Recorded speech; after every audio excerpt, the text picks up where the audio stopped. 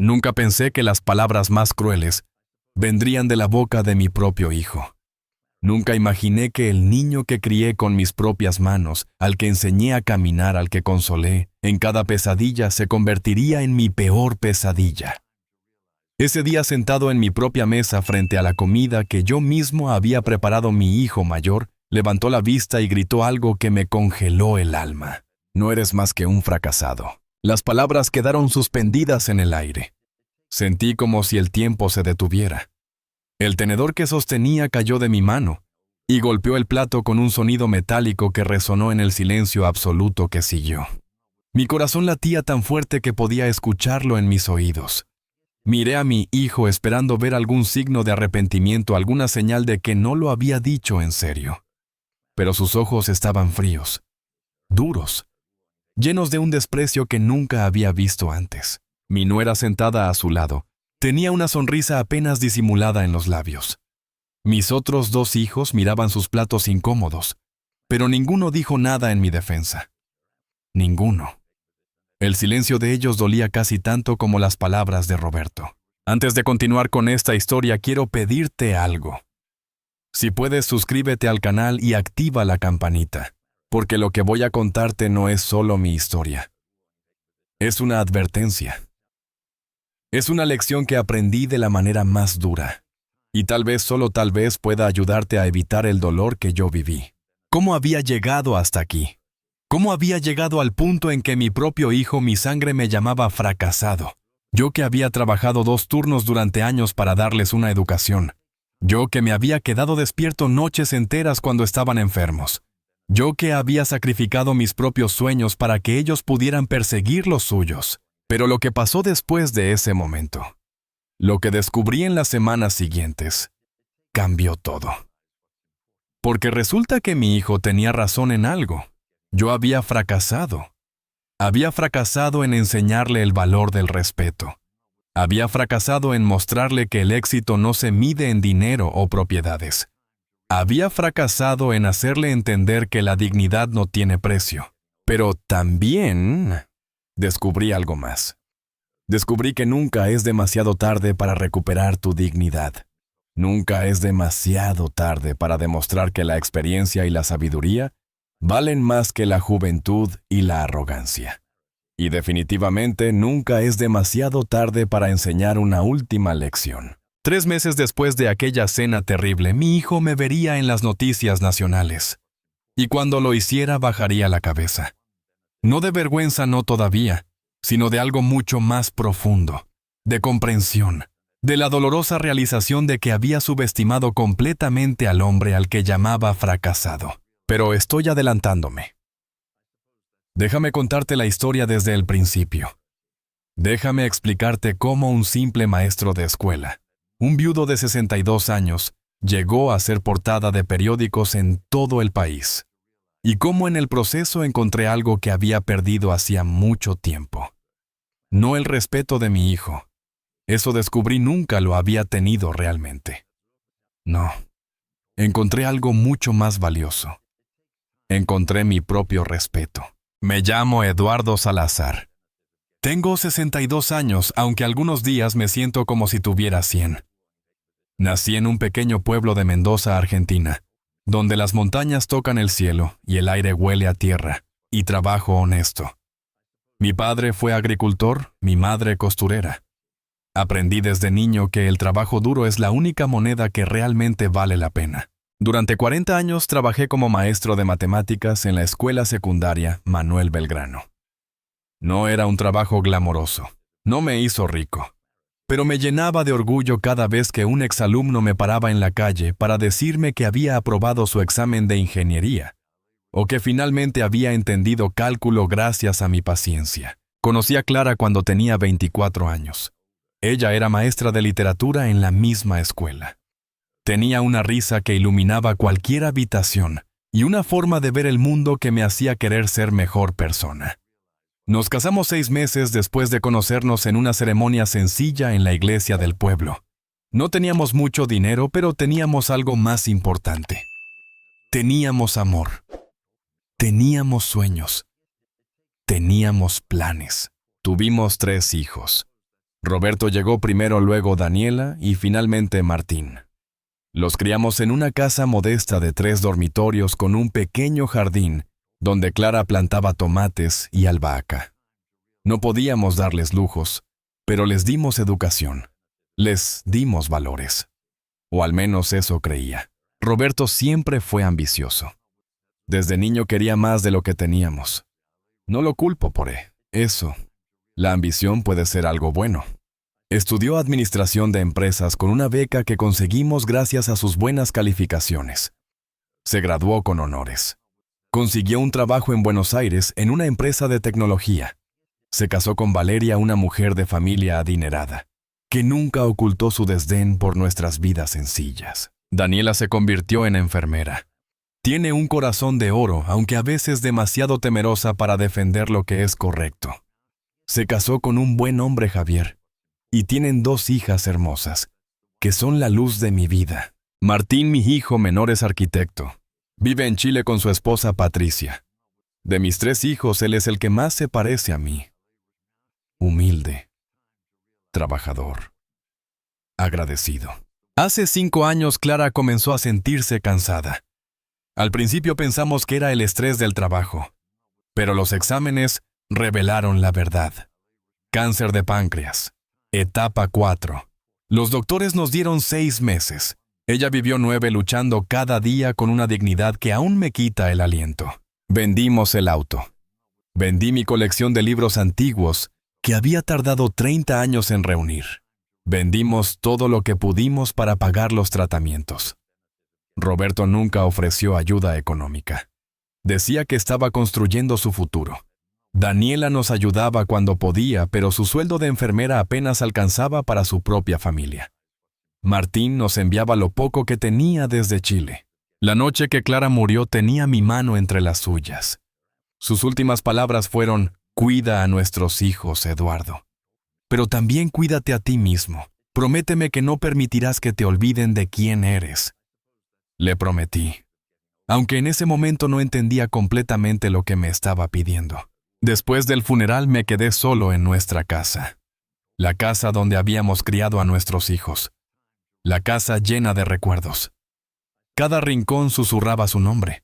Su taza de café todavía estaba en el armario. Su chal colgaba en el respaldo de su silla favorita. El olor de su perfume aún flotaba en nuestro dormitorio. Roberto y Valeria empezaron a visitarme más seguido después de la muerte de Clara. Al principio pensé que era porque finalmente se habían dado cuenta de que me necesitaban, de que la familia era importante. Pero pronto comenzaron las indirectas. «Esta casa es demasiado grande para ti solo, papá. ¿No sería mejor si vivieras en un lugar más pequeño? Podríamos ayudarte a vender y encontrar un departamento más apropiado para tu edad». Ignoré las señales. Ignoré las conversaciones susurradas que se detenían cuando entraba a la habitación. Ignoré la forma en que Valeria medía las habitaciones con la mirada como si ya estuviera redecorando en su mente. Ignoré todo porque quería creer que mis hijos me amaban, que me respetaban, que entendían el valor de todo lo que Clara y yo habíamos construido. ¡Qué ingenuo fui! Era un domingo de septiembre cuando decidí invitar a toda la familia a comer.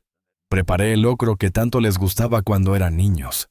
Pasé toda la mañana cocinando, recordando cómo Clara solía cantar mientras revolvía la olla. Puse la mesa con el mantel que ella había bordado. Saqué la vajilla buena que solo usábamos en ocasiones especiales. Roberto y Valeria llegaron primero. Ella llevaba un vestido que probablemente costaba más que mi sueldo de un mes. Él tenía esa expresión tensa que había desarrollado desde que empezó a trabajar en Buenos Aires. Daniela y su familia llegaron poco después. Martín no pudo venir desde Chile, pero llamó por videollamada para saludar. La comida comenzó bien. Hablamos del clima de los nietos, de cosas intrascendentes, pero podía sentir la tensión en el aire. Valeria apenas tocó su comida. Roberto miraba su teléfono cada pocos minutos, y entonces justo cuando estaba sirviendo el postre, Roberto carraspeó. «Papá», comenzó Roberto dejando su tenedor con cuidado sobre el plato. «Necesitamos hablar de algo importante». Su tono era el mismo que usaba en sus reuniones de negocios. Frío. Profesional. Como si yo fuera un cliente y no su padre. Valeria se enderezó en su silla y noté que intercambiaban una mirada. Una mirada que decía que habían ensayado esto, que habían planeado este momento. «Claro, hijo», respondí tratando de mantener la voz tranquila. «¿De qué se trata?» El sol de la tarde entraba por la ventana del comedor iluminando la mesa donde habíamos celebrado tantas ocasiones felices. Los cumpleaños de los niños. Las navidades. Los días en que celebrábamos sus logros escolares. En ese momento esa misma luz parecía demasiado brillante, demasiado cruda, exponiendo cada arruga en mi rostro, cada hilo gris en mi cabello. «Es sobre la casa», dijo Roberto, y mi estómago se contrajo. Valeria y yo hemos estado pensando, ahora que mamá ya no está, esta casa es demasiado grande para ti. Demasiada responsabilidad. El jardín necesita mantenimiento constante, las cañerías son viejas, el techo probablemente necesita reparaciones. La casa está bien, dije sintiendo que mi voz sonaba más defensiva de lo que pretendía. Yo me encargo del mantenimiento. Pero papá, intervino Valeria con esa voz dulce y falsa que usaba cuando quería algo. Tienes 62 años. ¿No sería más cómodo vivir en un departamento moderno sin escaleras que subir? Sin jardín del que preocuparte. Podrías disfrutar de tu jubilación sin todas estas cargas. Miré a Daniela esperando que dijera algo. Pero ella miraba fijamente su plato con los nudillos blancos alrededor del tenedor. Su esposo Javier parecía incómodo cambiando el peso de un pie a otro. «Esta es mi casa», dije lentamente. «Es la casa donde ustedes crecieron, donde su madre y yo construimos una vida juntos. Cada rincón tiene un recuerdo. No es solo una propiedad, es nuestro hogar». «Exactamente», dijo Roberto, y había algo en su voz que me puso alerta. «Es la casa de mamá. Y ahora que ella no está solo, te recuerda lo que perdiste. No puede ser saludable, papá. Vivir rodeado de recuerdos tristes. No son recuerdos tristes», repliqué sintiendo que el calor subía por mi cuello. «Son recuerdos de amor, de una vida bien vivida». «Mira, papá». Roberto se inclinó hacia adelante, usando ese tono condescendiente que reservaba para cuando creía que estaba siendo razonable. «Valeria y yo hemos estado investigando. Hay un complejo residencial excelente cerca de Buenos Aires, para personas de tu edad. Tienen actividades enfermeras disponibles las 24 horas, comidas preparadas. Sería perfecto para ti». Las palabras cayeron como piedras en mi estómago. Un complejo residencial. Para personas de mi edad. Estaba hablando de un asilo, de un lugar donde envías a los padres cuando ya no quieres lidiar con ellos. «No necesito que nadie cocine por mí», dije tratando de mantener la calma. «Y definitivamente no necesito enfermeras 24 horas. Estoy perfectamente saludable. Por ahora», dijo Valeria. Y había algo afilado en su voz. «¿Pero qué pasa cuando no lo estés? ¿Qué pasa si te caes y no hay nadie para ayudarte? ¿Qué pasa si tienes una emergencia médica en medio de la noche? Entonces llamaré una ambulancia como cualquier persona», respondí sintiendo que mi paciencia comenzaba a agotarse. «No estás siendo razonable, papá», dijo Roberto, y ahora había frustración en su voz. «Estamos tratando de cuidarte, de asegurarnos de que estés bien. ¿O están tratando de quedarse con la casa?» Las palabras salieron antes de que pudiera detenerlas. El silencio que siguió fue ensordecedor. Roberto se puso rígido. Valeria dejó escapar un pequeño jadeo de indignación. Daniela finalmente levantó la vista con los ojos muy abiertos. «¿Cómo te atreves?», siseó Valeria, toda pretensión de dulzura desvanecida. «Después de todo lo que Roberto ha hecho por ti. Después de todas las veces que hemos venido a visitarte asegurándonos de que estuvieras bien». «Valeria», advirtió Roberto, pero ella estaba en plena marcha. «Esta propiedad vale una fortuna. Lo sabes, ¿verdad? Estamos en uno de los mejores barrios de Mendoza. Pero está desperdiciada en un viejo que ni siquiera puede mantenerla apropiadamente. El jardín está descuidado. La pintura se está pelando. Es una vergüenza para el vecindario». «Valeria, basta». Roberto finalmente levantó la voz, pero el daño estaba hecho. Ahora yo sabía exactamente qué era lo que querían. Me puse de pie lentamente apoyándome en la mesa. Mis manos temblaban no de debilidad, sino de rabia contenida. Los miré a todos. A Roberto con su traje caro y su ambición desmedida. A Valeria con sus joyas brillantes y su corazón frío. A Daniela que no podía siquiera mirarme a los ojos. «Creo que es hora de que se vayan», dije, y mi voz sonaba más tranquila de lo que me sentía. «Papá, espera», comenzó Roberto extendiendo una mano. «No termines así. Podemos hablar de esto civilizadamente». «Ya hablamos suficiente», respondí. «Y ahora sé exactamente dónde estoy parado». «Estás cometiendo un error», dijo Valeria poniéndose de pie bruscamente. «Eres un hombre viejo y terco que no puede ver cuando las personas están tratando de ayudarlo». «Ayudarle», repetí, y ahora sí que no pude contener la amargura en mi voz. Llamarlo ayuda cuando quieren quitarme el único pedazo de mi esposa que me queda. Cuando quieren encerrarme en un asilo para que puedan vender esta casa y dividirse el dinero. «Nadie habló de vender», exclamó Roberto, pero sus ojos lo traicionaron. Por supuesto que habían hablado de vender. Probablemente ya habían consultado con agentes inmobiliarios. Probablemente ya sabían exactamente cuánto valía la propiedad y cómo dividirían las ganancias. «Fuera», dije señalando la puerta. «Todos, ahora». Daniela comenzó a llorar silenciosamente. Javier la tomó del brazo murmurando que era mejor que se fueran. Valeria agarró su cartera con un movimiento brusco, sus tacones resonando con furia contra el piso de madera, mientras se dirigía a la puerta. Pero Roberto se quedó. Se paró frente a mí y en sus ojos vi algo que nunca había visto antes. Desprecio. Puro y frío desprecio. «¿Sabes qué es lo triste, papá?», dijo en voz baja. «Que realmente pensé que seríamos diferentes. Que nuestra familia sería diferente. Pero al final, eres como todos los viejos. Aferrados a cosas que ya no importan. Viviendo en el pasado porque tienes demasiado miedo de enfrentar el futuro». «¿Y tú?», respondí mirándolo directamente a los ojos. «Eres un hombre que valora más una propiedad que a su propio padre». «Al menos yo soy un hombre», respondió. «¿Tú qué eres? Un maestro de escuela jubilado que nunca logró nada significativo. Que vivió en la misma casa pequeña toda su vida. Que nunca tuvo la ambición de ser más, de hacer más. Mamá merecía más de lo que le diste. Todos merecíamos más. Cada palabra era un puñal. Pero lo que vino después fue la estocada final. No eres más que un fracasado», lo dijo. Mi propio hijo. Las palabras que había temido escuchar toda mi vida.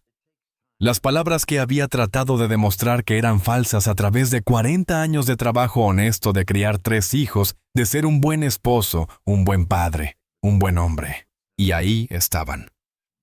Dichas por el niño que había sostenido en mis brazos la noche que nació. El niño que había corrido hacia mí cada día después de la escuela gritando, «¡Papá!», con pura alegría. El joven que había llorado en mi hombro cuando su primera novia lo dejó. El hombre que ahora me miraba como si fuera menos que nada. No dije nada, no podía. Mi garganta estaba cerrada. Mi corazón latía tan fuerte que pensé que explotaría. Simplemente me quedé allí mirándolo mientras él agarraba su abrigo y salía por la puerta. La escuché cerrarse con un sonido final. Un sonido que parecía marcar el fin de algo. No solo de la cena. No solo de esa conversación terrible, sino de algo mucho más profundo. De la ilusión de que tenía una familia que me amaba. De la creencia de que había hecho algo bien al criar a mis hijos. Me quedé de pie en el comedor durante mucho tiempo después de que se fueron. El sol se había puesto. La comida se había enfriado en los platos. El locro que había cocinado con tanto cuidado ahora parecía una burla, un recordatorio de mi ingenuidad. Lentamente comencé a recoger los platos. Mis manos todavía temblaban. Una copa de vino se resbaló de mis dedos y se estrelló contra el piso esparciéndose en 1000 pedazos brillantes. Me arrodillé para recoger los fragmentos, y fue entonces cuando finalmente las lágrimas llegaron. Lloré por la familia que pensé que tenía.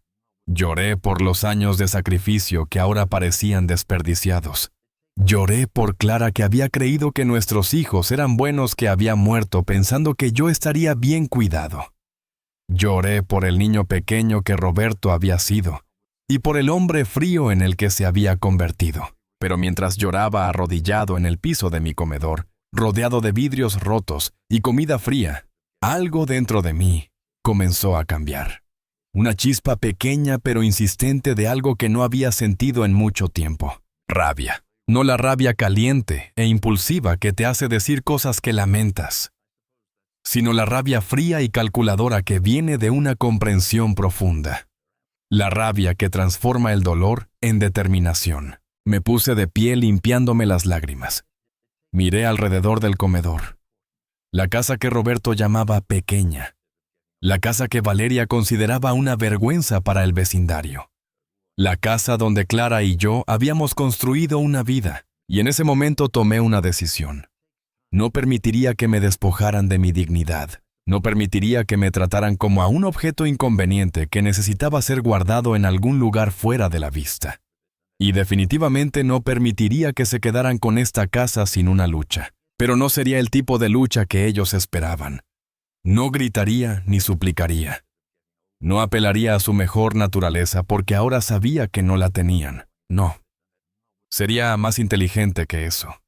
Porque había algo que Roberto no sabía. Algo que ninguno de ellos sabía. Durante 40 años, había enseñado a adolescentes a pensar de manera crítica, a resolver problemas complejos, a ver más allá de lo obvio. Y ahora, usaría todo lo que había aprendido contra el hijo que me había llamado fracasado. Caminé hacia el teléfono.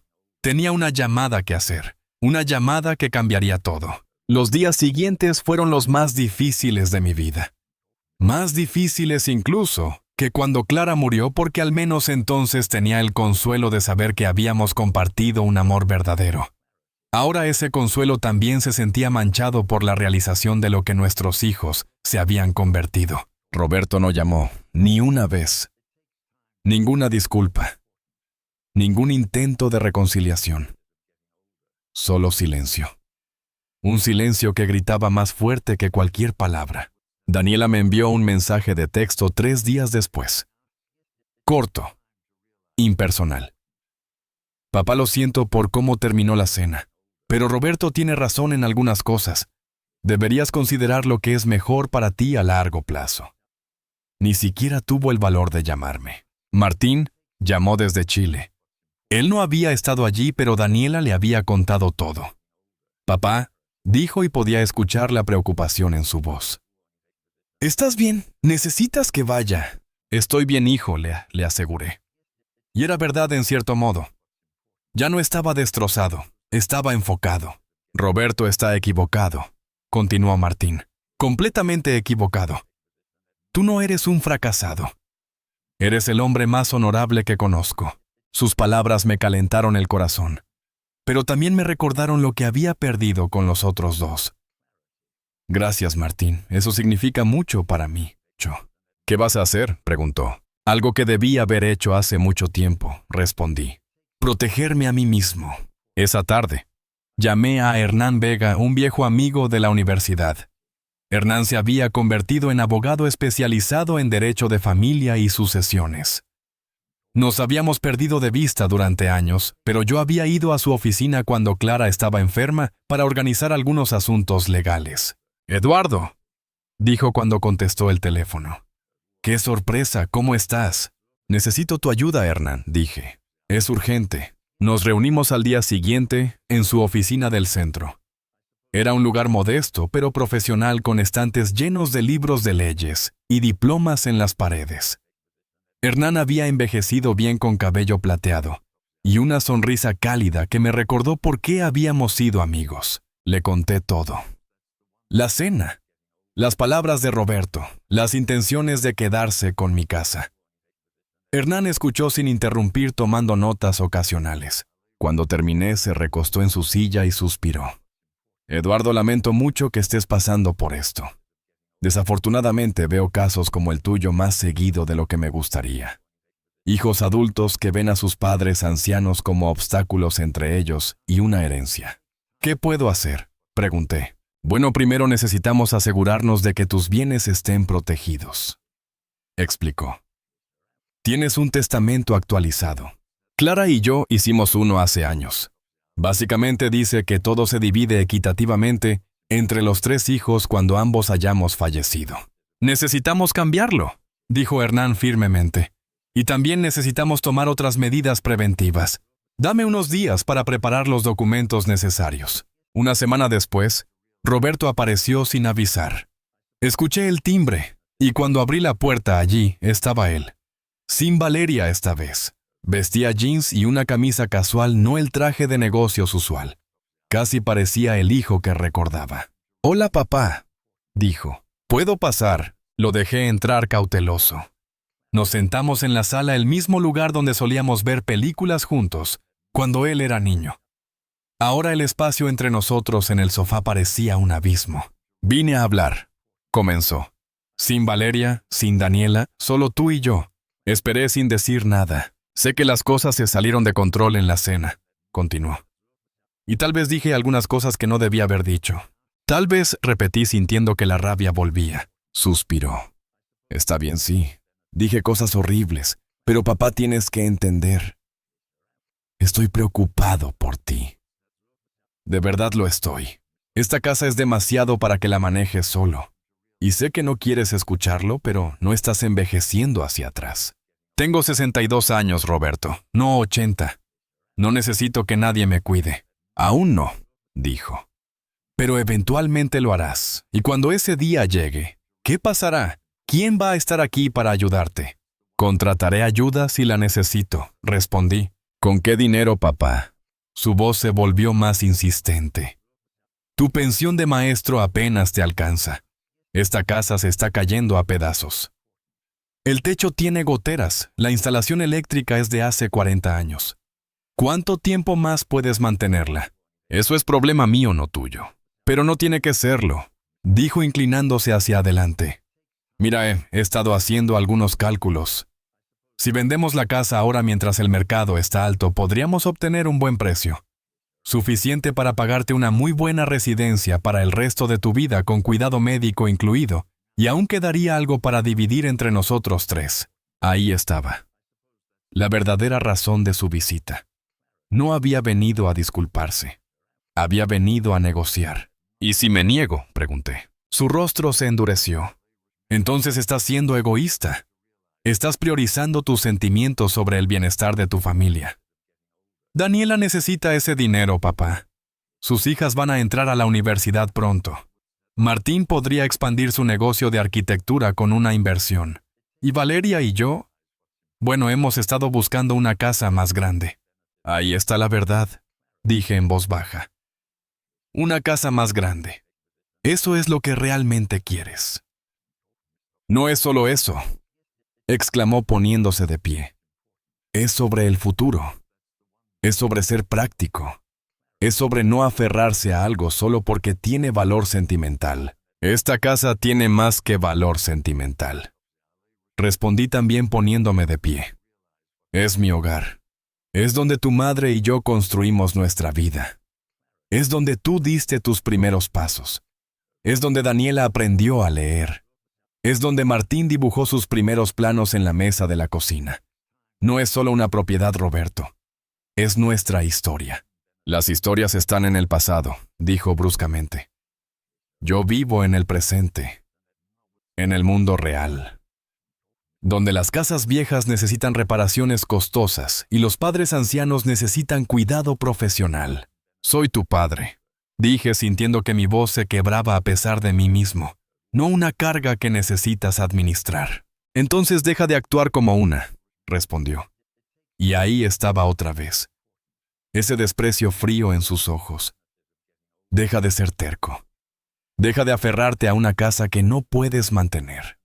Deja de pretender que puedes seguir viviendo como si mamá todavía estuviera aquí. ¿Cómo te atreves?», susurré.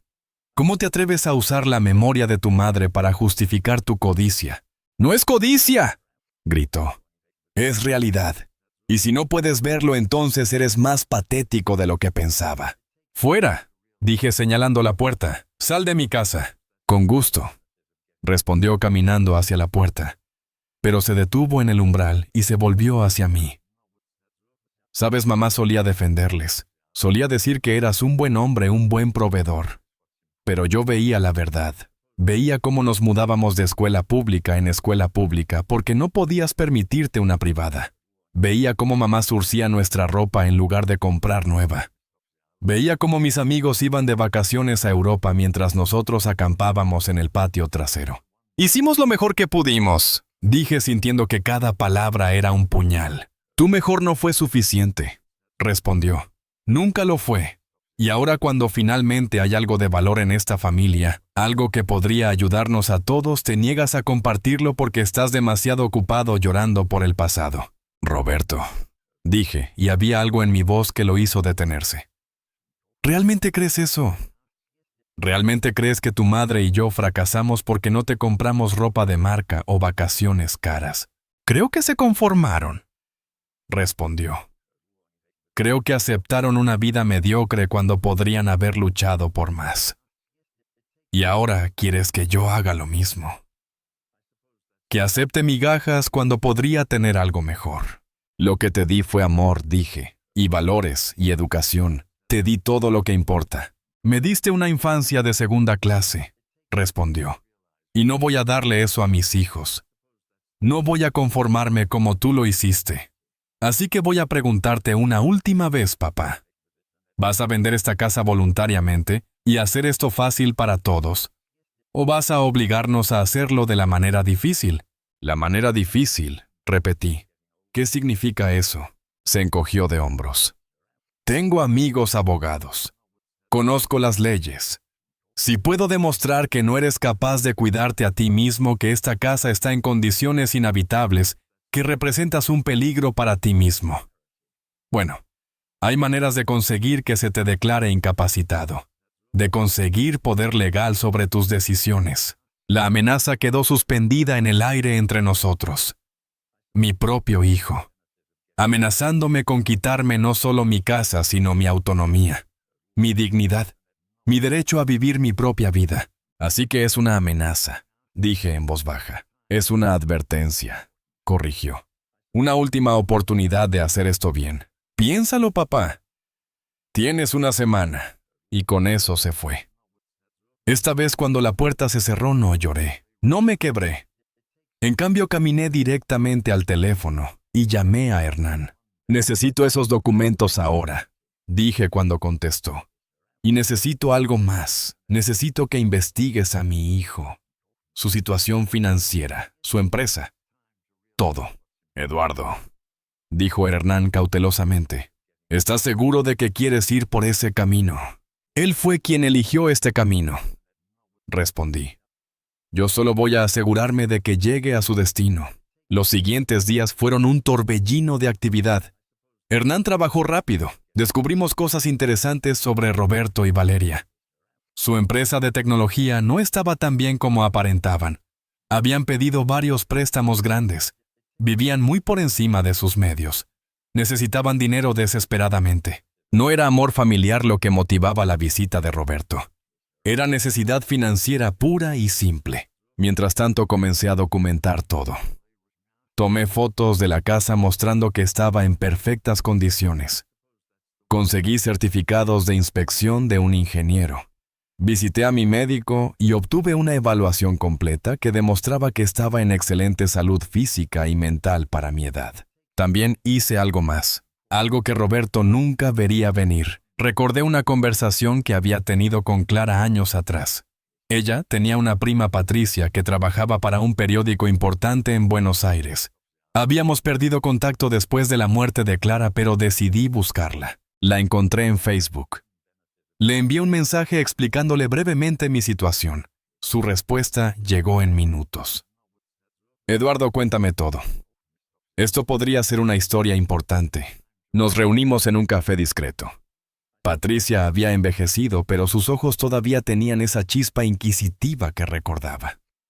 Le conté toda la historia sin omitir detalles. Esto es más común de lo que la gente piensa, dijo tomando notas. Abuso de ancianos por parte de familiares. Explotación financiera. Es una epidemia silenciosa.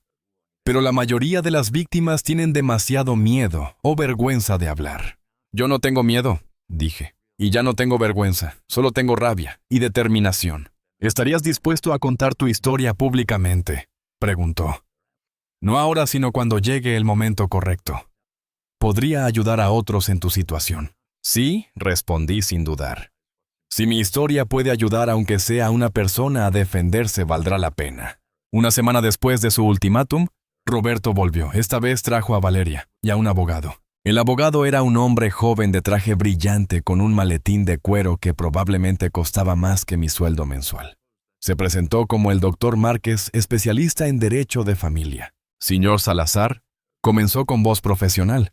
Estoy aquí representando a su hijo Roberto en un asunto delicado. Él está preocupado por su bienestar y la viabilidad de su situación de vida actual. ¿Qué he considerado de él?, dije secamente. El doctor Márquez sacó varios documentos de su maletín. Hemos preparado una propuesta. Si firma estos documentos, transferirá la propiedad de esta casa a un fideicomiso administrado por sus 3 hijos. Ellos se encargarán de vender la propiedad y usar los fondos para asegurarle una plaza en la Residencia San Martín, una de las mejores instalaciones para personas mayores en Argentina. ¿Y si me niego?, dije más como afirmación que como pregunta. El doctor Márquez intercambió una mirada con Roberto. Entonces su hijo se verá obligado a iniciar procedimientos legales para declararlo incapaz de manejar sus propios asuntos. Tenemos documentación de que esta casa está en malas condiciones. Tenemos testimonios de vecinos preocupados por su bienestar. Tenemos... testimonios falsos, interrumpí. Documentación fabricada. El abogado palideció ligeramente. Señor Salazar, le sugiero que considere cuidadosamente... Ya he considerado, dije poniéndome de pie, y aquí está mi respuesta. Saqué mi propio conjunto de documentos del cajón de la mesa. Los había preparado cuidadosamente con Hernán. Estos son certificados de inspección de mi casa firmados por un ingeniero certificado. Estos son informes médicos completos mostrando mi excelente salud. Este es mi nuevo testamento debidamente legalizado en el cual Roberto ya no es beneficiario de nada. Y saqué el último documento con una sonrisa. Este es un poder notarial otorgándole a mi abogado Hernán Vega autoridad completa sobre mis asuntos legales, en caso de que alguien intente declararme incapacitado sin causa legítima. El rostro de Roberto pasó de blanco a rojo. ¿Qué has hecho? Me he protegido, respondí calmadamente. Algo que debía haber hecho hace tiempo. No puedes hacer esto, estalló Valeria. Esta casa es nuestro derecho. Trabajamos para esto. Trabajaron. Repetí sintiendo que la calma fría me invadía. Ustedes trabajaron, yo trabajé. 40 años como maestro. Tu esposo era un niño en pañales cuando compré esta casa. No tienen ningún derecho sobre ella, excepto el que yo elija darles.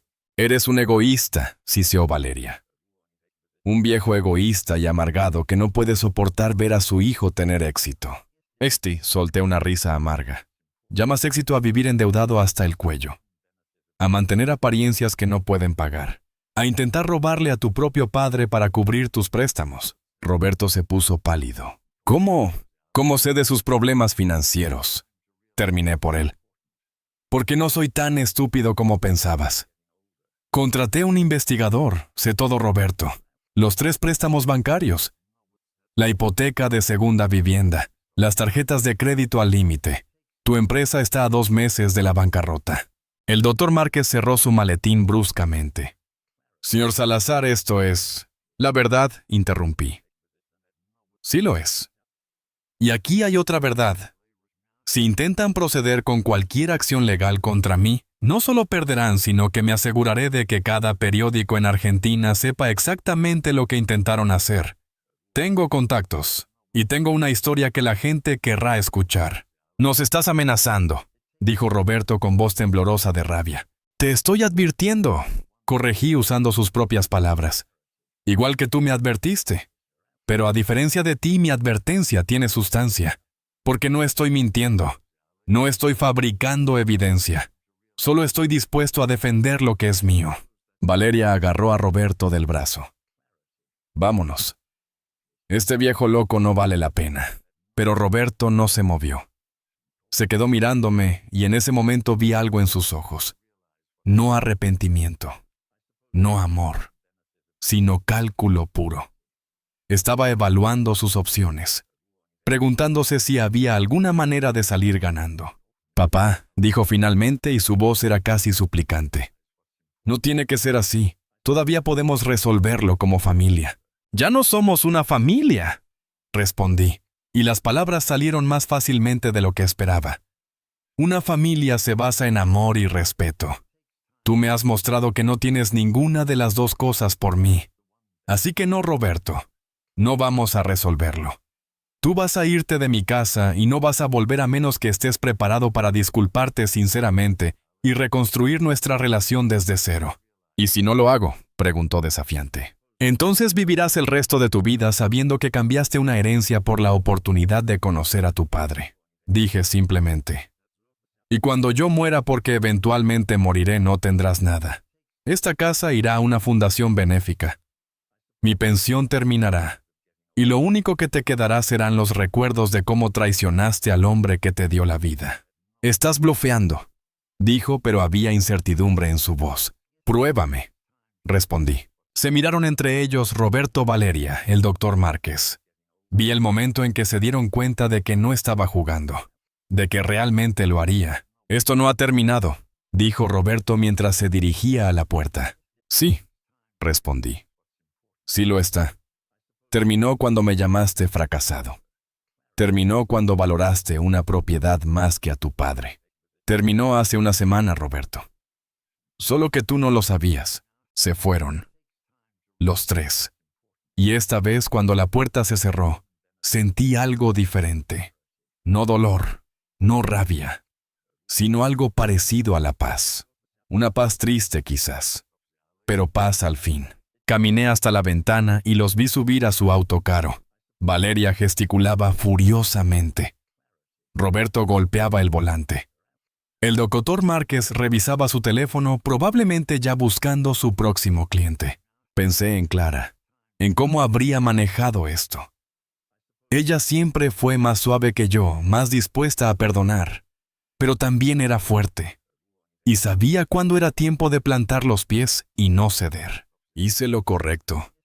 Susurré a la habitación vacía como si ella pudiera escucharme. En el silencio que siguió casi pude escuchar su voz. «Protegiste tu dignidad, Eduardo. Protegiste tu hogar. Hiciste lo que tenías que hacer».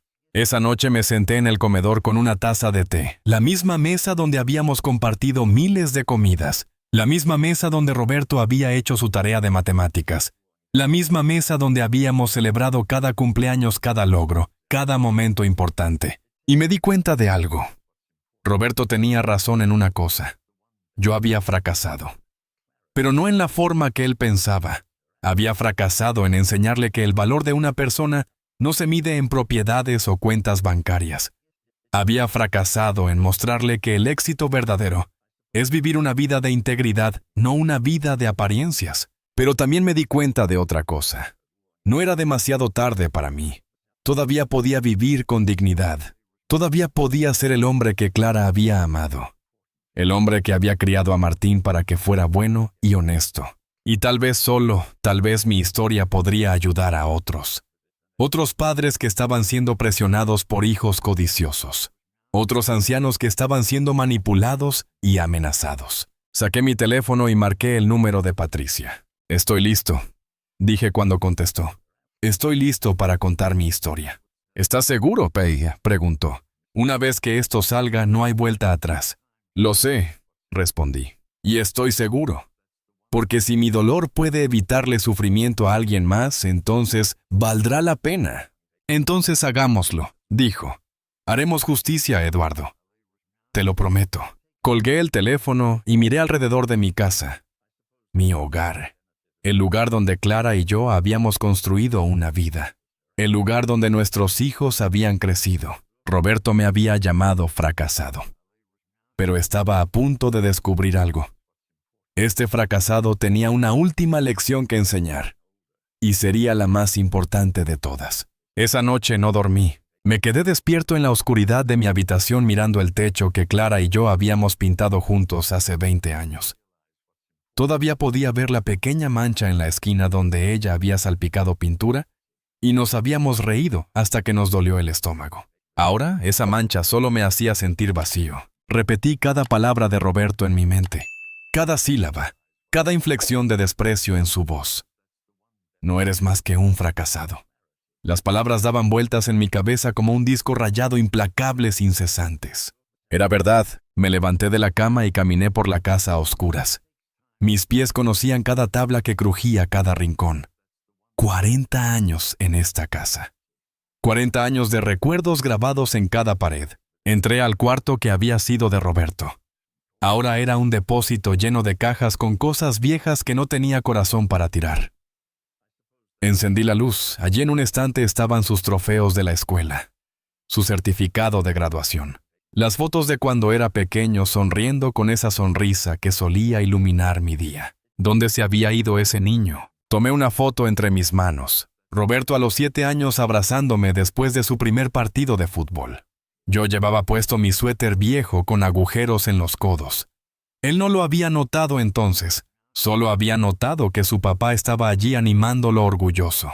¿Cuándo dejé de ser suficiente para él? Me senté en el piso de su viejo cuarto y lloré. Lloré como no había llorado desde que Clara murió. Lloré por el niño que había perdido. Por la relación que nunca recuperaría. Por los años de sacrificio que ahora parecían no significar nada. ¿Qué hice mal, Clara? Susurré a la oscuridad. ¿En qué momento perdí a nuestro hijo? El silencio fue mi única respuesta. Recordé las noches cuando Roberto era bebé. Las veces que me quedaba despierto con él cuando tenía cólicos, caminando de un lado a otro de esta misma casa cantándole canciones sin melodía hasta que se calmaba. Clara dormía exhausta de amamantarlo. Yo tomaba el turno de la noche porque tenía que hacerlo. Porque era mi hijo. Porque lo amaba más que a mi propia vida. ¿Dónde estaba ese amor ahora? Recordé su primer día de escuela. Cómo se aferró a mi mano asustado de dejarme ir. «No te vayas, papá», había susurrado. «Quédate conmigo». Y yo me había quedado sentado fuera de su aula durante toda la primera hora, solo para que supiera que estaba allí si me necesitaba. ¿Cuándo dejó de necesitarme? Recordé las veces que lo ayudé con su tarea de matemáticas, sentados en la mesa de la cocina, hasta tarde en la noche. Él luchaba con el álgebra frustrado hasta las lágrimas. «No puedo hacerlo, papá. Soy estúpido». Y yo le había sostenido la cara entre mis manos y le había dicho, «No eres estúpido. Solo necesitas práctica. Y yo estaré aquí contigo hasta que lo entiendas. Siempre estaré aquí». Pero ahora él no quería que estuviera aquí. Quería que me fuera.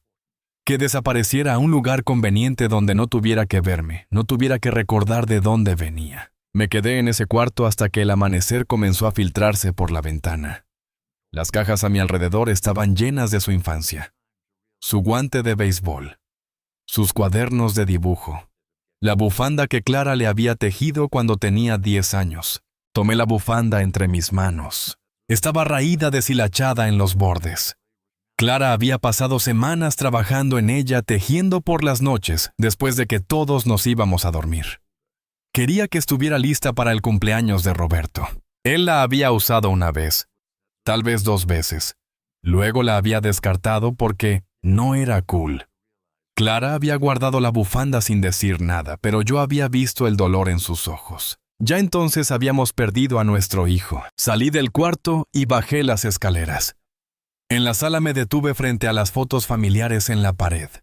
Toda nuestra historia capturada en marcos baratos, pero cuidadosamente elegidos. Navidades, cumpleaños, graduaciones, bodas. Miré la foto de la boda de Roberto. Él y Valeria frente a la iglesia sonriendo para la cámara. Yo estaba a su lado vestido con el único traje bueno que tenía, el mismo que había usado en mi propia boda. Roberto me había dicho que no importaba, que lo importante era estar allí. Había estado mintiendo incluso entonces. Pensé en todos los años de trabajo, levantándome a las 5 de la mañana para preparar clases, llegando a casa exhausto después de lidiar con 30 adolescentes durante 8 horas, los fines de semana dando clases particulares para ganar dinero extra. ¿Para qué había sido todo eso? Clara solía decir, «No les estamos dando cosas materiales, Eduardo. Les estamos dando algo mejor. Les estamos dando amor, valores, Educación. Eso es lo que realmente importa. Pero tal vez nos habíamos equivocado. Tal vez Roberto tenía razón. Tal vez deberíamos haberle dado más cosas, más dinero, más lujos. Tal vez entonces nos habría amado, nos habría respetado. O tal vez no. Tal vez nada hubiera sido suficiente. Me senté en el sofá donde Clara solía acurrucarse conmigo por las noches.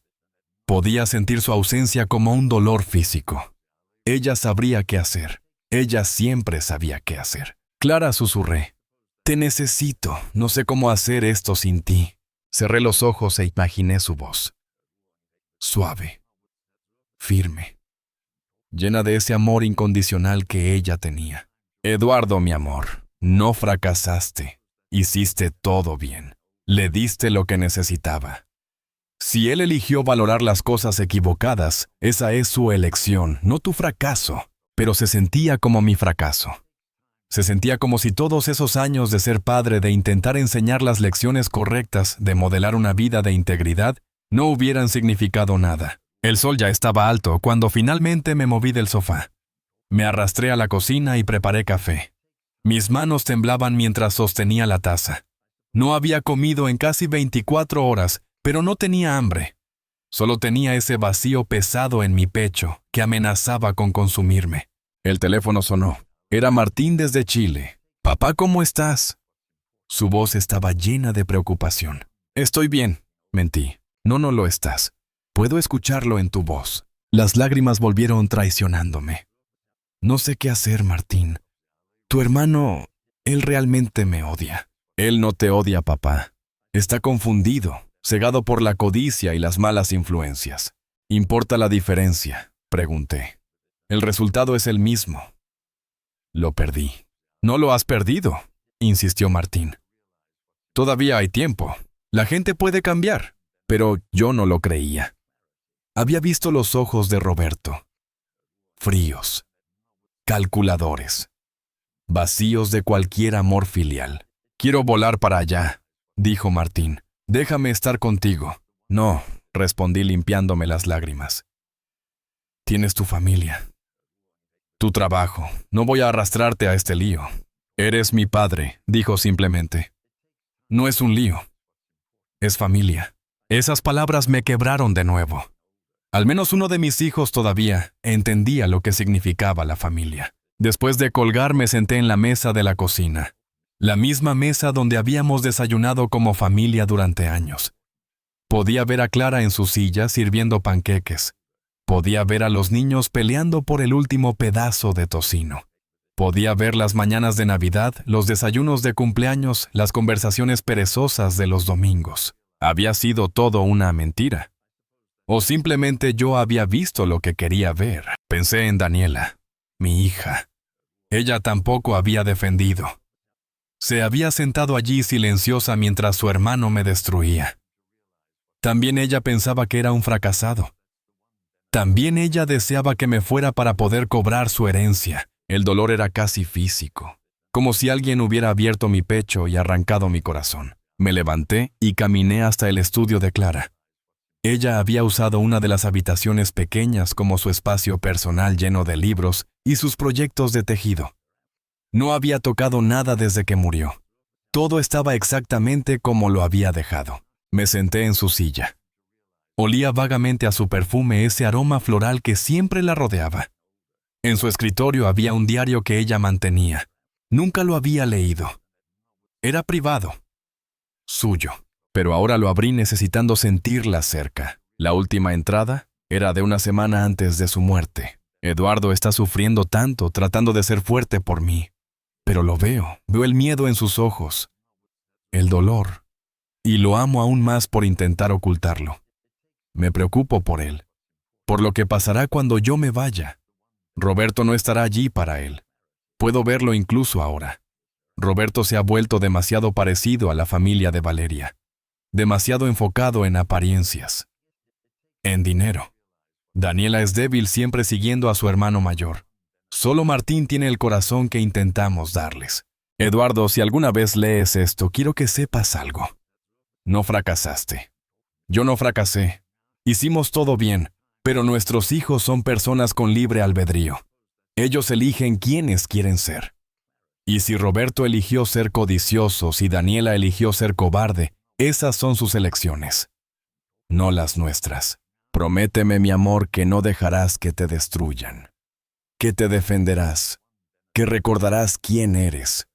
Un buen hombre, un hombre honorable, un hombre que vale 1000 veces más que cualquier propiedad o cuenta bancaria. Y cuando te sientas solo, cuando sientas que fracasaste, recuerda esto: amaste.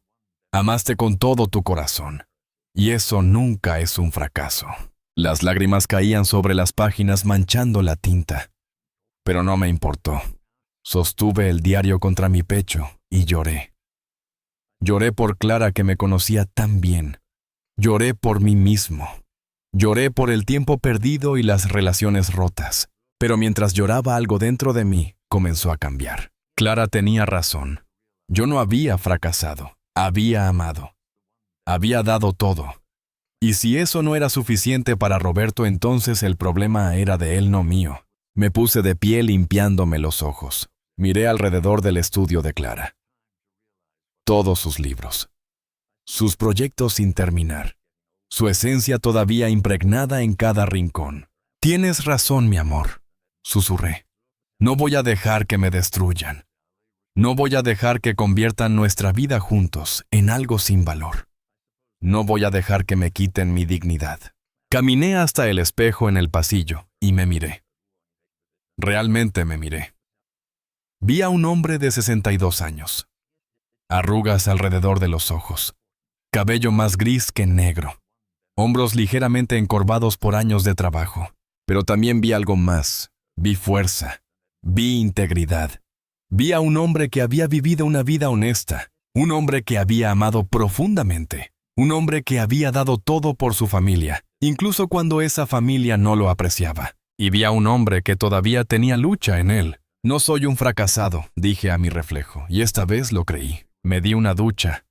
Me afeité. Me vestí con cuidado. Y luego llamé a Patricia, la periodista. Estoy listo para la entrevista, le dije. Y quiero que sea completa. Quiero contar toda la historia. No por venganza, sino para que otros sepan que no están solos, que está bien defenderse, que la dignidad no tiene edad. Ven a mi oficina mañana, respondió. Grabaremos todo. Después de colgar, llamé a Hernán, mi abogado. Quiero que finalices todos los documentos, le dije. El Nuevo Testamento, el poder notarial, todo. Y quiero que agregues algo más. ¿Qué cosa?, preguntó. Quiero establecer una fundación, en memoria de Clara, para ayudar a personas mayores que están siendo abusadas o explotadas por sus familias. Quiero que esta casa, cuando yo muera, se convierta en un centro de recursos, un lugar donde la gente pueda obtener ayuda legal gratuita, asesoramiento, apoyo. Hubo una pausa. Luego Hernán dijo suavemente: Eduardo, eso es hermoso. Clara estaría orgullosa. Ella me enseñó a convertir el dolor en propósito, respondí. Es hora de que honre esa lección. Esa noche dormí. No bien. No profundamente. Pero dormí, y cuando desperté con el amanecer me sentí diferente. El dolor todavía estaba allí. Probablemente siempre estaría allí. Pero ya no me controlaba. Roberto me había llamado fracasado. Pero estaba a punto de mostrarle lo que un fracasado podía hacer. Estaba a punto de convertir mi dolor en poder, mi traición en triunfo, mi pérdida en legado. Y tal vez, solo tal vez, mi historia salvaría a alguien más del mismo dolor que yo había soportado. Me puse de pie y abrí las cortinas dejando entrar la luz del sol. Un nuevo día. Un nuevo comienzo. Clara tenía razón. No había fracasado. Y apenas estaba empezando. 3 días después sucedió algo que cambiaría todo. Estaba en la cocina preparando el desayuno cuando escuché voces afuera. Voces furiosas. Me asomé por la ventana y vi a Roberto y Valeria en la acera discutiendo con alguien. Un hombre con una cámara. Un reportero. Mi corazón se aceleró. ¿Ya había salido la historia? No, todavía no había dado la entrevista con Patricia. Entonces, ¿qué era esto? Salí al porche y el reportero se giró hacia mí. Señor Salazar, gritó. ¿Es cierto que su hijo está intentando despojarlo de su propiedad? Puede confirmar los rumores de que planea iniciar acciones legales contra usted. Roberto se puso pálido. ¿Cómo? ¿Quién les dijo? Pero yo sabía exactamente quién les había dicho. El doctor Márquez, el abogado joven y ambicioso que Roberto había traído a mi casa. Aparentemente no era tan discreto como Roberto pensaba. Alguien en su oficina había filtrado la información. Sin comentarios, dijo Roberto bruscamente tomando a Valeria del brazo e intentando alejarse. Señor Salazar Jr., insistió el reportero. Nuestras fuentes indican que su padre es un maestro jubilado con 40 años de servicio. Realmente está intentando forzarlo a un asilo contra su voluntad. Eso es una mentira, gritó Valeria. Estamos preocupados por su bienestar. Entonces, ¿por qué contrató un abogado para declararlo incapacitado? Presionó el reportero. Roberto me lanzó una mirada llena de veneno. Esto es culpa tuya. Tú filtraste la historia. Yo no hice nada, respondí calmadamente. Pero si alguien se enteró, tal vez es porque lo que están haciendo es lo suficientemente horrible como para que incluso extraños se sientan obligados a hablar. El reportero se volvió hacia mí. Señor Salazar, ¿estaría dispuesto a darnos su versión de los eventos? Miré a Roberto. Vi el pánico en sus ojos. El miedo de que su reputación cuidadosamente construida estuviera a punto de desmoronarse. Y en ese momento tomé una decisión. Sí, dije. Estoy dispuesto a hablar. Pero no aquí. No ahora. Cuando esté listo contaré toda la historia. Roberto y Valeria se fueron apresuradamente, el reportero siguiéndolos con su cámara. Los vecinos habían salido de sus casas observando el drama. Doña Mercedes, que vivía al lado, se acercó a mí. Eduardo, dijo suavemente. ¿Estás bien? Estoy bien, respondí. Mejor que bien, de hecho, porque en ese momento me di cuenta de algo. Roberto había cometido un error fatal. Había asumido que yo era débil, que me quedaría callado, que aceptaría cualquier cosa con tal de mantener la paz familiar. Pero se había equivocado. Esa tarde, llamé a Patricia. ¿Viste las noticias?, preguntó emocionada. Tu historia ya está empezando a circular. Tenemos que actuar rápido. ¿Puedes venir mañana para la entrevista completa? Puedo ir ahora mismo, respondí. 2 horas después estaba sentado en su oficina frente a una cámara. Patricia me hizo sentar cómodamente y comenzó con las preguntas. Eduardo, cuéntame desde el principio. ¿Cuándo empezaste a notar que algo no estaba bien con tu relación con tu hijo Roberto? Y conté todo. Cada detalle. La cena donde me insultó, las visitas donde presionaban para que vendiera la casa, las amenazas legales, las palabras crueles. No omití nada. Patricia escuchaba atentamente tomando notas. ¿Y cómo te hizo sentir eso? Como si 40 años de ser padre no significaran nada, respondí honestamente. Como si todo el amor que le di, todos los sacrificios que hice fueran invisibles para él. Solo veía una propiedad, un activo que podía convertir en efectivo. ¿Qué quieres que la gente sepa con tu historia?, preguntó. Quiero que sepan que no están solos, dije mirando directamente a la cámara. Si estás siendo presionado por tu familia, si te están haciendo sentir como una carga, si te están amenazando o manipulando, no estás solo. Y tienes derechos. Tienes el derecho de vivir tu vida con dignidad. Tienes el derecho de proteger lo que es tuyo. Y tienes el derecho de decir no. La entrevista duró 2 horas. Cuando terminamos, Patricia sonrió. Esto va a ser grande, Eduardo. Muy grande. ¿Estás preparado para lo que viene? Estoy preparado, respondí. He estado preparándome toda mi vida. La historia salió 3 días después. Primera plana en el periódico más grande de Argentina. Maestro jubilado enfrenta abuso familiar. Mi hijo me llamó fracasado y quiso robar mi casa. Mi teléfono no dejó de sonar. Reporteros de todas partes queriendo entrevistas. Programas de televisión invitándome. Pero más importante, personas comunes. Cientos de ellas. Compartiendo sus propias historias. Ancianos que habían sido abusados por sus familias. Padres que habían sido abandonados. Abuelos que habían sido explotados. Gracias por hablar, decían.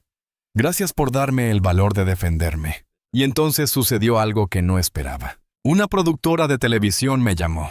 Se llamaba Susana Méndez y tenía un programa de investigación muy popular. Eduardo, dijo, tu historia ha tocado un nervio. Queremos hacer un especial completo.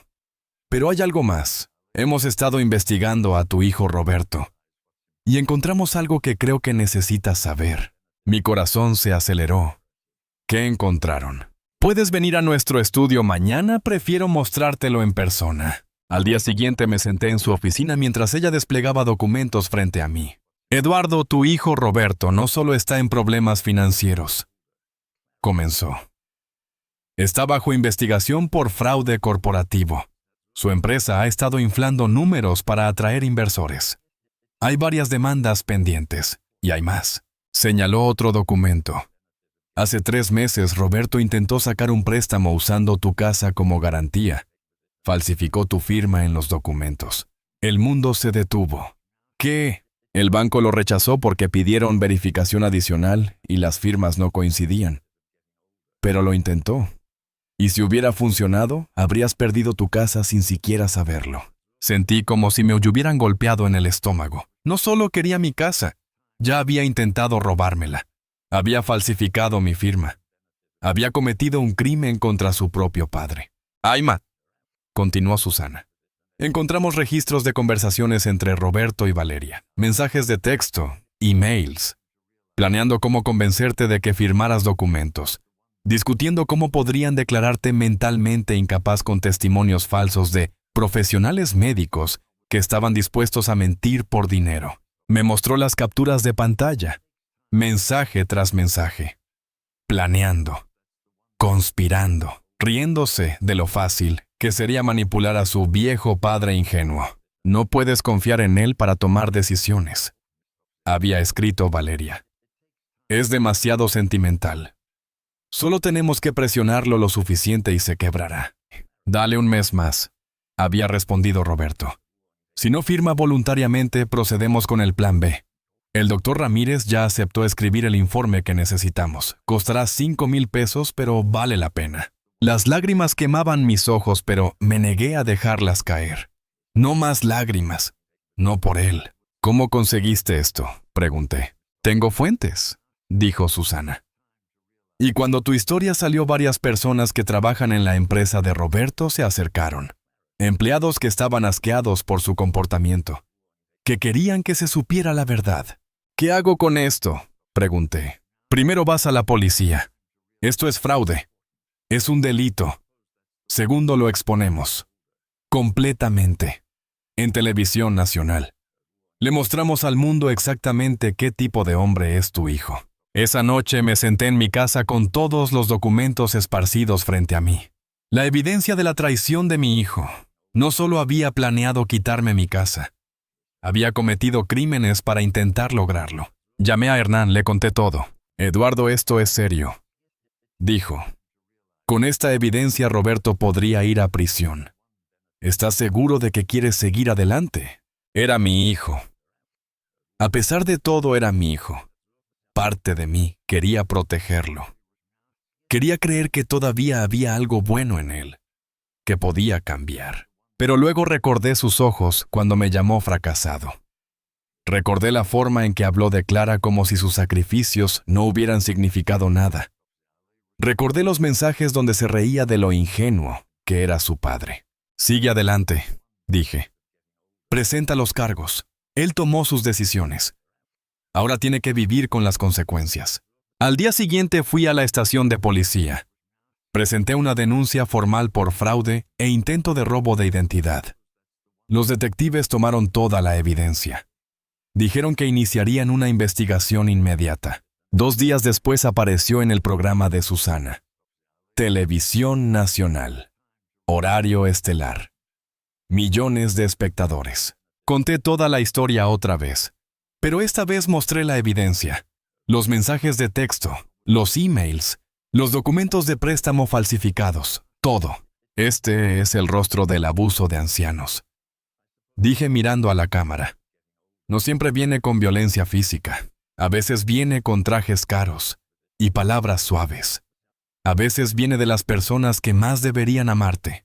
Y si me está pasando a mí, un hombre con educación y recursos, imaginen cuántos otros están sufriendo en silencio. El programa se volvió viral. En 24 horas había millones de vistas en línea. Las redes sociales explotaron. Justicia para Eduardo se volvió tendencia. La gente compartía sus propias historias de abuso familiar. Y Roberto lo vio. Todo el mundo lo vio. Su empresa emitió un comunicado diciendo que Roberto estaba tomándose un tiempo personal para asuntos familiares. Pero todos sabían lo que realmente significaba. Estaba siendo investigado. Su reputación estaba destruida. Sus clientes lo estaban abandonando. Daniela finalmente llamó, llorando. Papá, lo siento mucho. Sollozó. No sabía que había llegado tan lejos. Yo solo pensé que estaba preocupado por ti. No sabía sobre el fraude, sobre los planes. Pero te quedaste callada cuando me insultó, dije. Cuando me amenazó. Te quedaste callada. Lo sé, susurró. Y me odio por eso. He sido una cobarde. Una hija terrible. Sí, dije simplemente. Lo fuiste. ¿Puedes perdonarme?, preguntó. No lo sé, respondí honestamente. Tal vez algún día. Pero no hoy. Hoy todavía duele demasiado. Colgué el teléfono y me quedé mirando por la ventana. Mi casa. Mi hogar. Casi lo pierdo. Casi pierdo todo. Pero no lo hice, porque luché. Porque me defendí. Porque encontré mi voz cuando más la necesitaba. Esa noche el noticiero principal mostró algo que me dejó sin aliento. Roberto siendo escoltado fuera de su oficina por la policía. Arrestado por fraude corporativo. Las cámaras capturaron el momento en que le pusieron las esposas. Y en ese momento, cuando las luces de las cámaras iluminaban su rostro, cuando los reporteros gritaban preguntas, cuando su mundo se derrumbaba a su alrededor. Roberto levantó la vista y me vio. Porque yo estaba allí al otro lado de la calle observando. Nuestros ojos se encontraron. Y en los suyos vi algo que nunca había visto antes. Miedo. Bajó la cabeza. No en arrogancia, no en rabia, sino en vergüenza. En comprensión. En la dolorosa realización de que había subestimado completamente al hombre al que había llamado fracasado. Y mientras lo metían en el coche de policía, susurré las palabras que él necesitaba escuchar aunque no pudiera oírme. Yo no soy el fracasado, Roberto. Tú lo eres, y ahora todo el mundo lo sabe. Han pasado 8 meses desde aquella noche en que Roberto fue arrestado. 8 meses desde que mi vida cambió para siempre. Y mientras me siento aquí en el porche de mi casa, la casa que casi pierdo, puedo decir honestamente que he encontrado algo que no sabía que había perdido. Paz. Roberto fue condenado a 2 años de prisión por fraude corporativo y 1 año adicional por intento de fraude con mi propiedad. Su empresa quebró. Valeria pidió el divorcio antes de que terminara el juicio. Se llevó lo poco que quedaba y desapareció de nuestras vidas. No la he vuelto a ver. No la extraño. La última vez que vi a Roberto fue hace 3 meses. Fui a visitarlo a la prisión. No porque me lo pidiera. De hecho, él se negaba a verme. Pero insistí. Porque había algo que necesitaba decirle. Algo que necesitaba que escuchara. Cuando entró a la sala de visitas casi no lo reconocí.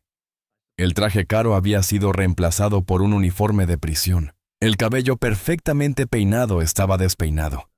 Los hombros que siempre había mantenido tan rectos ahora estaban caídos. Pero lo que más había cambiado eran sus ojos. Ya no había arrogancia en ellos.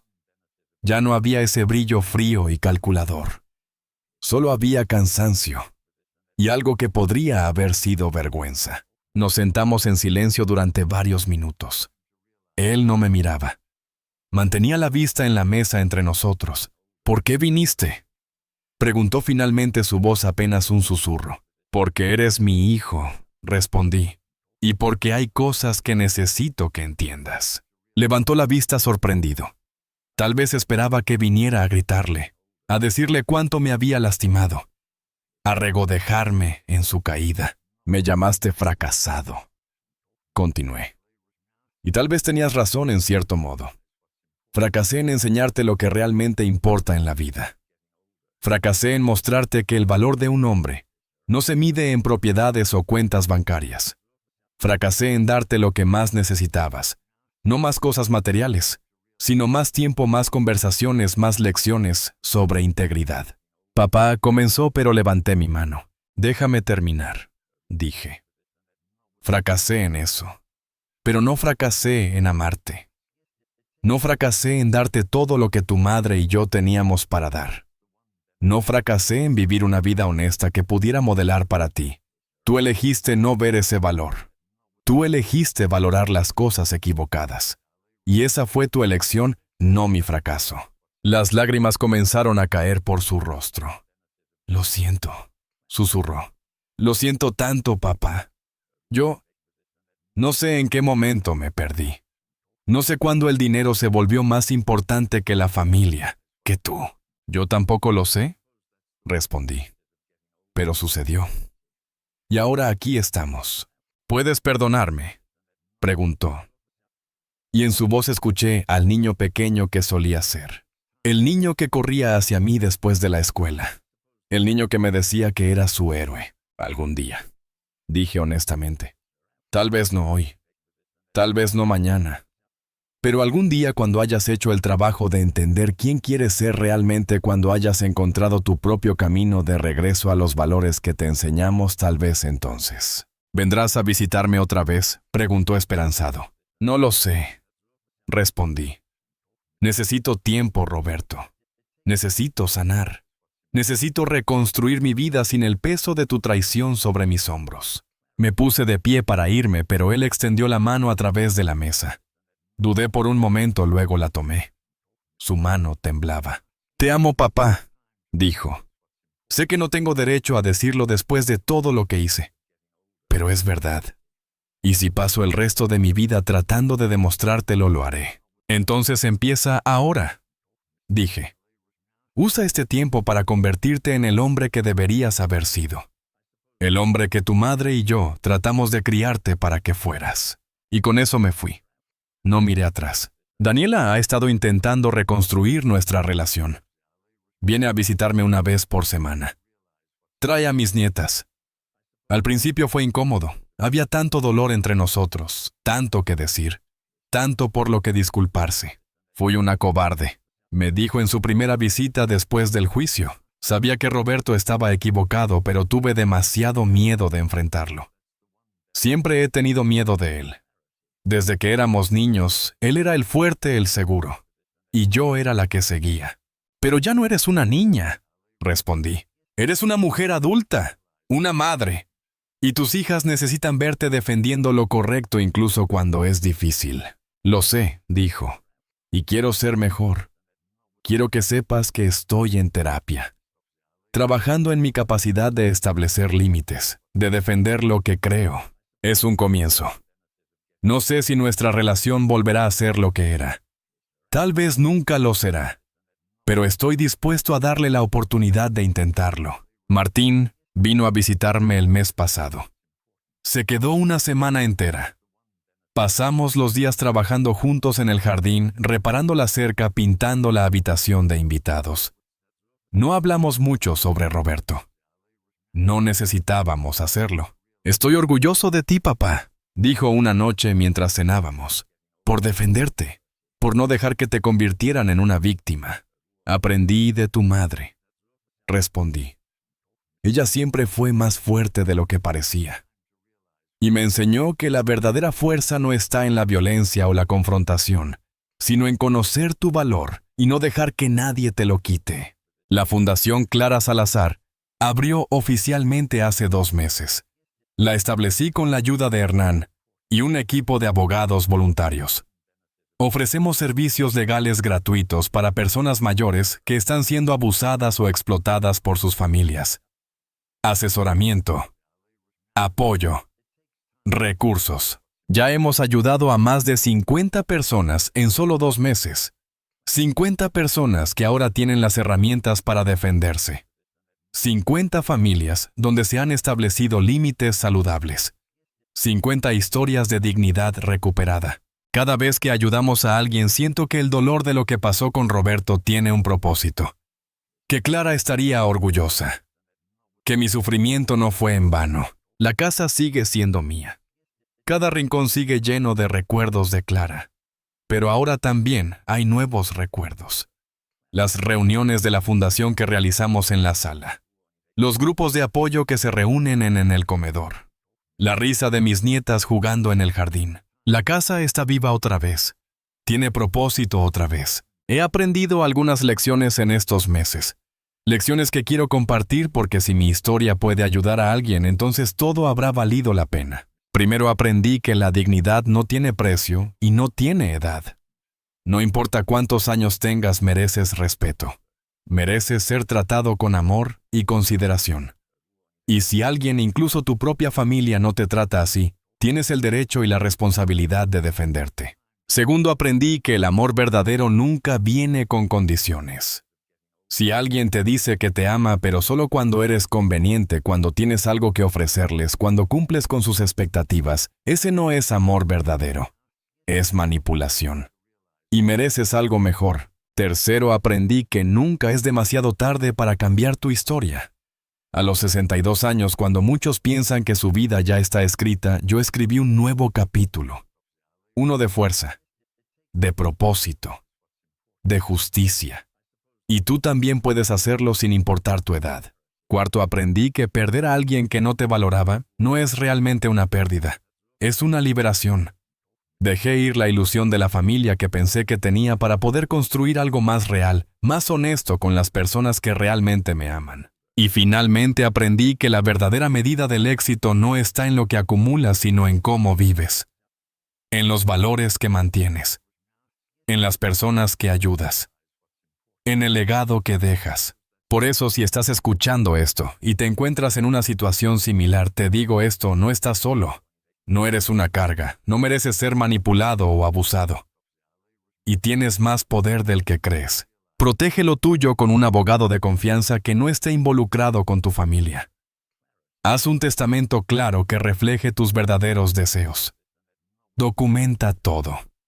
Y no tengas miedo de contar tu historia. El amor se mide en respeto, no en herencia. Una familia verdadera se construye sobre valores compartidos, no sobre expectativas de beneficios materiales. Y la dignidad no es algo que otros pueden darte o quitarte. Es algo que tú eliges mantener. Miro hacia atrás a ese día cuando Roberto me llamó fracasado. Y ahora puedo ver la verdad. Él estaba proyectando sus propios miedos, su propio fracaso en encontrar significado más allá del dinero y el estatus. Su propio vacío. Yo no soy un fracasado. Soy un sobreviviente. Soy un luchador.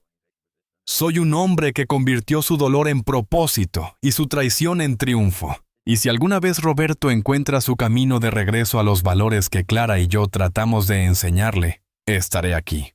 No con los brazos abiertos como antes. Eso tomará tiempo. Pero estaré dispuesto a escuchar, a considerar, a darle la oportunidad de demostrar que ha cambiado. Porque al final eso es lo que nos hace diferentes a él y a mí. Yo creo en la redención. Creo en el cambio. Creo que las personas pueden encontrar su camino de regreso a la luz incluso después de perderse en la oscuridad. Pero también creo en la justicia, en las consecuencias, en que las acciones tienen peso y significado. Y en que a veces la lección más importante que puedes enseñarle a alguien es dejarlos enfrentar el resultado de sus propias elecciones. La dignidad no tiene edad. El respeto no es negociable. Y tu historia no ha terminado hasta que tú decides que lo ha hecho. Esta es mi historia. Y apenas estoy comenzando el siguiente capítulo. Si mi historia te tocó el corazón, me gustaría saberlo. Déjame un corazón en los comentarios. Me encantaría saber desde qué ciudad me estás escuchando. Colombia, México, España, Argentina. Cuéntame. Porque aunque estemos en diferentes lugares, nuestras historias nos conectan. ¿Has vivido algo similar? ¿Conoces a alguien que esté pasando por esto? Cuéntamelo en los comentarios. No estás solo, somos una comunidad. Y juntos somos más fuertes. Si conoces a alguien que necesite escuchar esta historia, compártela. Tal vez seas el empujón que necesitan para encontrar su propia fuerza, para defender su propia dignidad. Y si eres un padre o una madre mayor que está siendo presionado, manipulado o amenazado por tus propios hijos, quiero que sepas esto: tienes valor.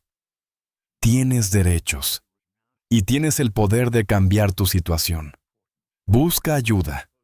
Habla con un abogado. Cuenta tu historia. No te rindas. La Fundación Clara Salazar existe para personas como tú. Y hay muchas otras organizaciones dispuestas a ayudar. No tienes que enfrentar esto solo. Gracias por escucharme. Por darme la oportunidad de compartir mi historia. Por ser parte de mi sanación. Desde Mendoza, Argentina, con esperanza en el corazón y la cabeza en alto, les mando un abrazo fuerte. La vida continúa. Y con ella nuestra dignidad. Eduardo Salazar, 63 años, Mendoza, Argentina.